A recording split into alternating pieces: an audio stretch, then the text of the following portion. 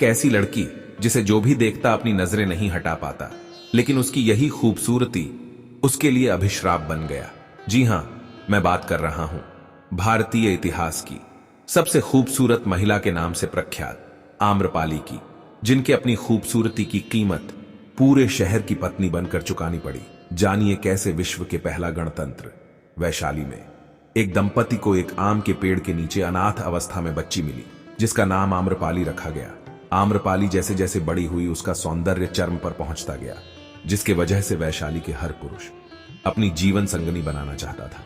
लोगों में आम्रपाली की दीवानगी इस हद तक थी कि वो उसको पाने के लिए किसी भी हद तक जा सकते थे। आम्रपाली के लिए शादी के प्रस्ताव के ढेर लग गए।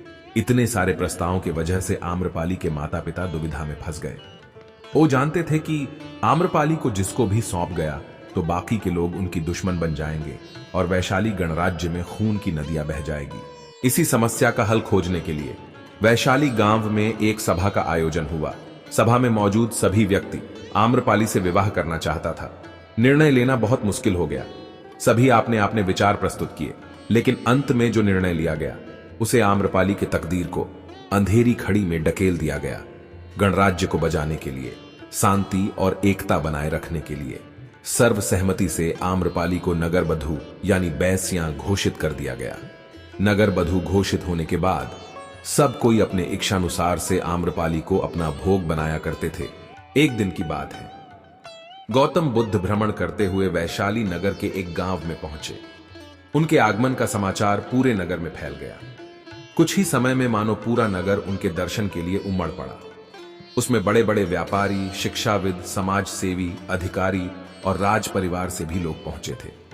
सभी की भावना थी कि बुद्ध अपने शिष्यों सहित उनके निवास पर पहुंचे एवं भोज का आमंत्रण स्वीकार करें।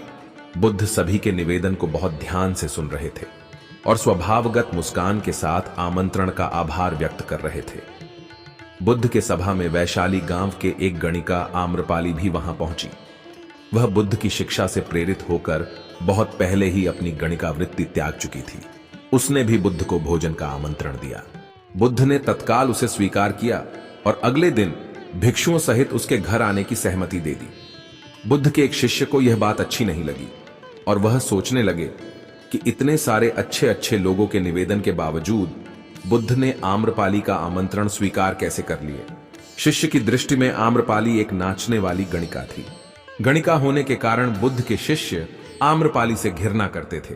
जब सभी लोग चले गए तब शिष्य ने पूछा, भगवान, इतने लोगों ने आपको न्योता दिया, फिर आपने आम्रपाली का ही आमंत्रण क्यों स्वीकार किया?